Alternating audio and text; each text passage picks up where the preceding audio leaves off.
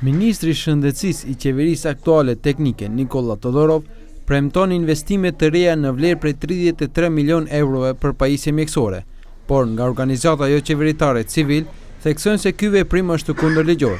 Xhabir Deralla nga ky organizat thekson se bëhet fjalë për një qeveri pasgjedhore, që nuk ka të drejtë të shpallë tender.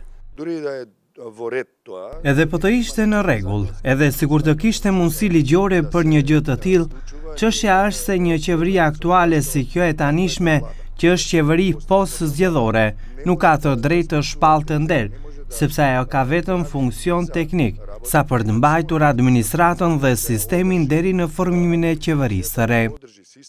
VMRO TPMN ka dalë në mbrojtje të ministrit Todorov, duke theksuar se bashkëpartiaku i tyre të gjitha veprimet i bën në përputhje me ligjin dhe kushtetutën. Kushtetuta dhe ligjet në vend janë të qarta. Deri në zgjedhjen e qeverisë së re, ministrat aktual do kryen funksionin në pozitët në të cilët janë vendosur.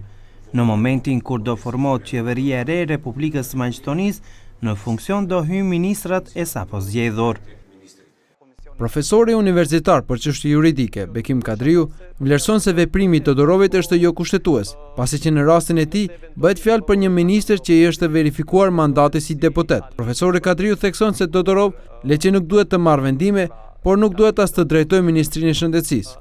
Në momentin kur u është verifikuar mandati si deputet, atyre duhej që pushoj funksioni i ministrave përkatësisht kryeministrit. Kjo është rregull kushtetuese dhe nga kjo rregull kushtetuese përjashtim nuk ka. Nuk është e tolerueshme në asnjë mënyrë që një deputet, të cilit i është verifikuar mandati, një deputet të ushtrojë funksion në pushtetin ekzekutiv. Nikola Todorov javën e kaluar paralajmëroi shpallje të një sër tenderësh për furnizimin e 100 institucioneve shëndetësore me pajisje mjekësore, me një vlerë prej 33 milion eurove. Këto investime u paralajmëruan nga Tetova, ku për qendrën universitare klinike të saj u premtuan 2 milion euro pajisje mjekësore.